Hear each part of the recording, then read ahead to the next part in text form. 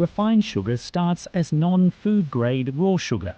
The first step in the refining process is receiving raw sugar from one of the Mackay mills. The load arrives by truck and is tipped into an automated unloading hopper that's connected by conveyor belt to the refinery's 1,000-ton holding bin. The raw sugar is delivered to the refinery at a rate of 55 to 60 tons per hour. The refining process begins when raw sugar is mixed with hot, concentrated syrup known as raw wash.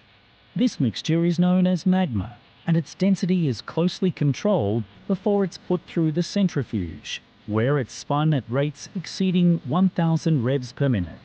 When the crystals are spun at high speeds, the sugar and syrup separate. To help this process, hot water is sprayed onto the magma, forcing the syrup and impurities through the tiny holes in the screen. What remains is a fine raw sugar crystals. An added benefit of this process is the removal of around 30% of the color from the original raw sugar crystal.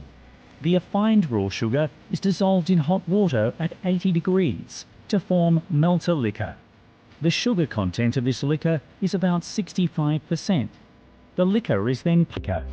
The clarifying stage is critical in the refining process, as it's where most of the impurities are removed from the liquor stream. The next stage involves the clarified liquor being heated further, then put through sand and gravel filters before being sent to the activated carbon columns.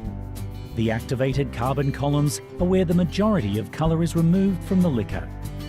The carbon works much like a fish tank filter.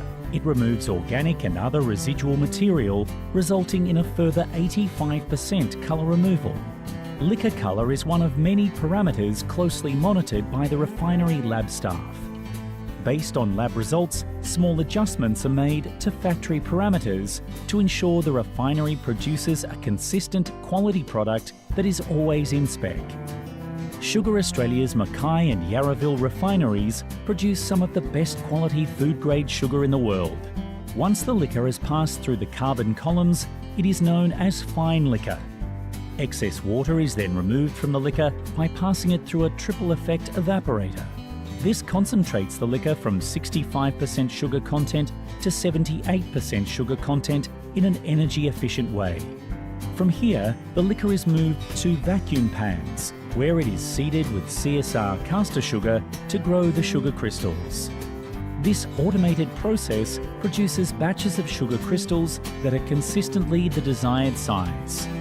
The thick sugar syrup mix, known as massaquite, now moves to the final centrifuge, where it is spun at speeds in excess of 1,000 revs per minute. The refined fugules remove the syrup from the mix.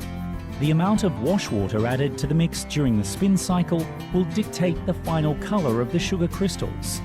The syrup is either returned to the pans to grow more sugar or is used to make CSR branded raw sugar.